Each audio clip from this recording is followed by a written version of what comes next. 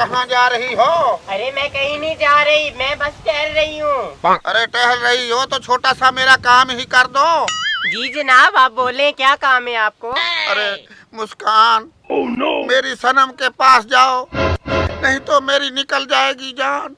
मैं उसके बगैर ना मेरा कोई दिल लग रहा है, ना मुझे कोई सुकून आ रहा है। उसको बोलो कि मैं 3 दिन से भूखा हूँ, अगर वो मुझे ना मिली तो मैं भूख से मर जाऊंगा। रमजी आप परेशान ना हो, मैं जाती हूँ सनम के पास, उसको जाके बोलती हूँ सनम अपने आशिक से मिल लो, अगर तुम उसको मिलने ना गई तो तुम्हारा आशिक भूख से मर जाएगा। शाबाश मुस्कान, जल्दी जाओ, मेरी जान को लेकर आओ, नहीं तो मैं मर जाऊंगा। अच्छा आप रोना बंद करो, मैं जाती हूँ, तुम्हारा पैगाम अभी पहुँचाती हूँ उसके पास। जल्दी जाओ। मैं बहुत गमज़दा हूँ, उसके बगैर मैं मर जाऊंगा भूख से।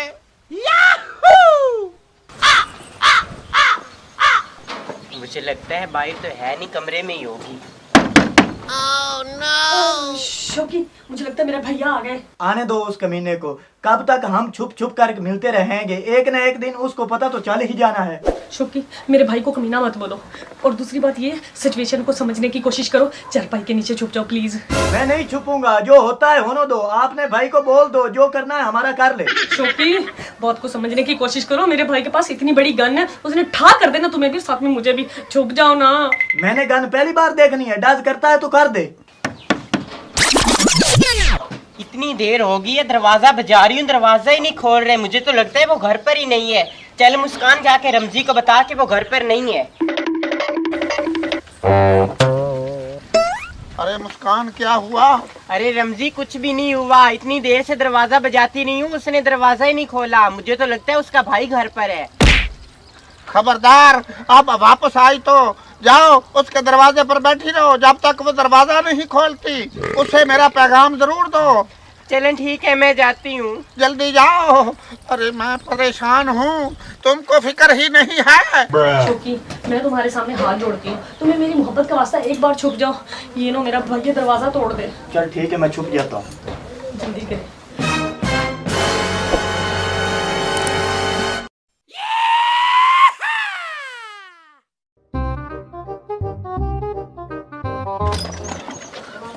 भैया,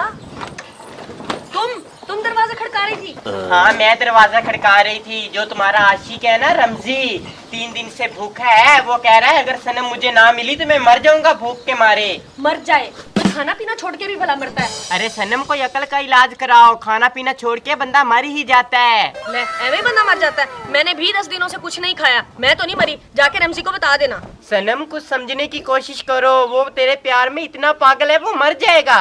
मरता है तो मर जाए। किधर है वो तुम्हारे घर के बाहर बैठ के तुम्हारा इंतजार कर रहा है। चलो मेरे साथ। चल। क्यों मुझे बदनाम कर रहे हो यहाँ पे बाजार में खड़े होके? मैं क्या करूं? मैंने 3 दिन से खाना नहीं खाया, मैं भूखा हूँ। 3 दिन से तुम मुझे मिली नहीं हो, ना कुछ खाया है ना पिया है। ओहो, यहाँ बाजार में खड़े होके बात नहीं करते, यहाँ पे कोई देख लेगा। दूसरी साइड पे चलते हैं ना। चलो आओ, जल्दी करो, मैं तुमसे बात करने के लिए तरस रहा हूँ। अबे चल जल्दी कर, मेरा भाई ना आ जाए। सुमेरा, सुमेरा, मुझे लगता है वो भी घर पे नहीं है, आ जाओ बैठ के बात करते हैं। चलो अच्छा है, घर खाली है। करो बात। मैं तुम्हारे बगैर मर जाऊंगा, मुझसे शादी कर लो। देखो रमजी, मैं तुमसे शादी नहीं कर सकती, मेरे पीछे ना तुम अपना टाइम ना बर्बाद करो। मुझसे शादी क्यों नहीं कर सकती? मुझे वजह भी तो बताओ। वो ना, मुझे बड़ा आशिक चाहिए, बड़े आशिक के साथ मैंने शादी करनी है। बड़ा आशिक चाहिए? मैं कौन सा फीडर पीता हूँ, मैं कौन सा लॉलीपॉप खाता हूँ, मैं कौन सा चॉकलेट खाता हूँ, मैं भी बड़ा ही हूँ। अरे वो वाला आशिक नहीं, मुझे रांझे की तरह बड़ा आशिक चाहिए, माईवाल की तरह बड़ा आशिक चाहिए, फरार की तरह मुझे आशिक चाहिए। अरे उन तीनों में क्या खसूसियात थी जो मुझ में नहीं है? उसकी खसूसियात ये थी, रांझे ने अपने कान पड़वाए थे। इसमें खसूसियात वाली कौन सी बात है? वो तो उस दौर का फैशन फैशन था। ले एवे फैशन था। हाँ हाँ सही बात कर रहा हूँ, ये उस दौर का फैशन था। मेरा दादा और रांझा बड़े दोस्त थे पक्के। उस वक्त मेरे दादा ने भी कानों में टॉपस डाल रखे थे। अच्छा चलो ये तो फैशन हो गया। और जो महिवाल ने अपना पट चढ़वा के सोनी को कबाब बना के खिलाए थे अपने गोश्त के, वो? अरे महिवाल की टांग पर कैंसर फोड़ा था। हैं? हाँ, उस वक्त के हकीम ने ऑपरेशन किया था और इतना गोश्त निकाल दिया था। महिवाल ने सोचा कि ये गोश्त जाया जरूर करना है, इसका कबाब बनाकर अपनी मशूक को खिला देता हूँ, दुनिया में नाम बन जाएगा। फरियाद ने भी तो अपना शीरी के लिए नहर खोदी है। एक तो तुम ना सवाल बहुत करती हो। फरहाद ने कब नहर खोदी थी? 1997 में। मैं उस टाइम प्रेप में पढ़ती थी, ये मैंने किताब में पढ़ा था। शुरू से ही आशिकों पर रिसर्च करती आ रही हो बेवकूफ औरत, इसीलिए हर क्लास में फेल होती रही हो। मैं पास होती रही हूँ या फेल होती रही हूँ, तुम इस बात को छोड़ो। ये बताओ फरहाद ने नहर क्यों खुदवाई थी? अरे बेवकूफ औरत, उस वक्त वो वहाँ मजदूरी करता था जहाँ नहर की खुदवाई हो रही थी। इंजीनियर को किसी काम से दूर जाना था तो उसने फरहाद को सोचा कि ये समझदार मजदूर है, उसको सुपरवाइजर लगा दिया। फिर उसके बाद जब नहर खुद गई, कंप्लीट हो गई, तो फरहाद जाकर मिला शीरी से। शीरी ने पूछा, बदबख्त इतने दिन कहाँ रहे हो? तो उसने कहा, मैं तुम्हारे लिए नहर खोदता रहा हूँ। और वो भी बेवकूफ औरत थी, यकीन कर बैठी। ये तो किताब में नहीं लिखा हुआ था, ये किसने लिख दिया? अरे लिखने वालों ने अपनी किताबें बेचनी थी, उन्होंने लिख दिया और किताबें बेच डाली, उनका बिजनेस बन गया। पर मुझे नहीं पता, मुझे वो आशिक चाहिए जो मेरे लिए आसमान से तारे तोड़ कर लाए। अरे बेवकूफ औरत, समझने की कोशिश करो। मैं आसमान से तारे तोड़ने जाऊं, तुम जमीन पर किसी और के साथ भाग जाओ।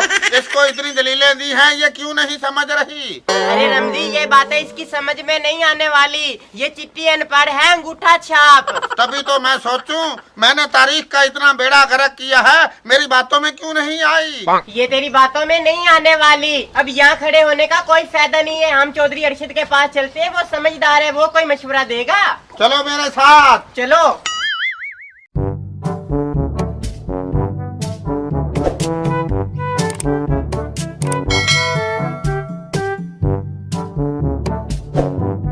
अरे अरशद साहब। जी। अस्सलाम वालेकुम। वालेकुम सलाम।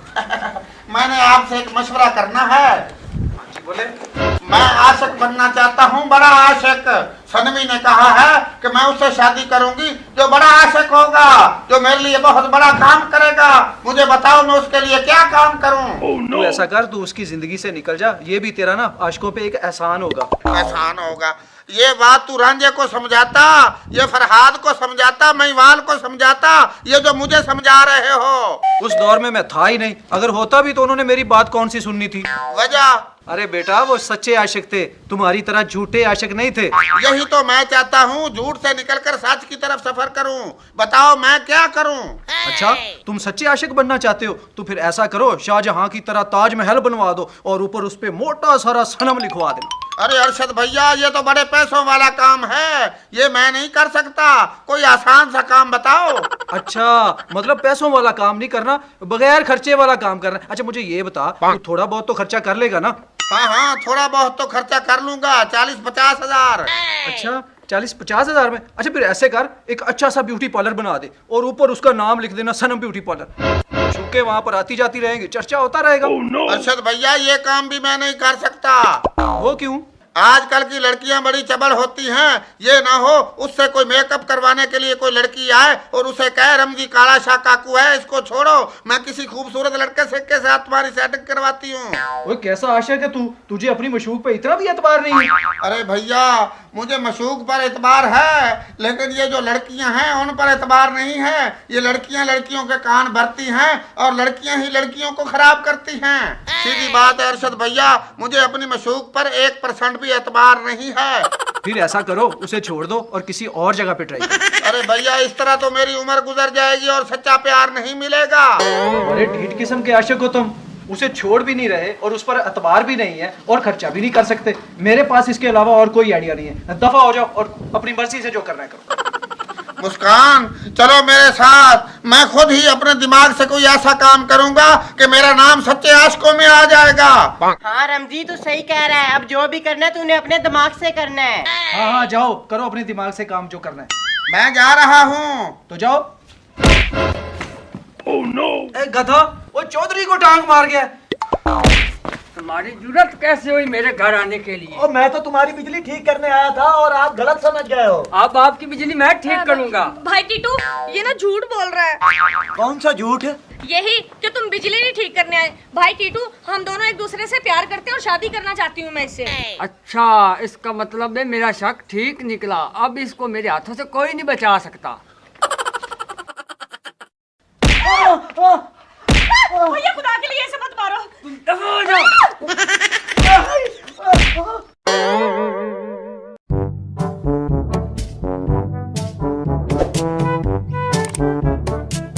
अरे टीटू भैया, इसे क्यों मार रहे हो? ये मेरी बहन से प्यार करता है और मेरी गैर मौजूदगी में घर आया था। हाँ सनम, ये क्या कह रहा है? हाँ, ये बिल्कुल ठीक कह रहा है और तुम यहाँ से दफा हो जाओ। ना ना, मैं यहाँ से नहीं जाऊंगा। मैं आशिकों में अपना नाम जिंदा करके जाऊंगा। वो कैसे?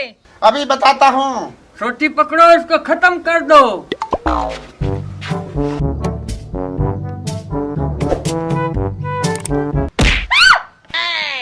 अबे बेईमान, ये क्या किया तुमने? मेरे भैया को मार डाला। मैंने अपना आशिकों में नाम जिंदा कर दिया, तुम्हारे भाई को मार कर। ये तुमने हम पे एहसान किया है। आप इस कत्ल के बदले जेल में जाओगे और हम दोनों शादी करेंगे। हाँ? हाँ।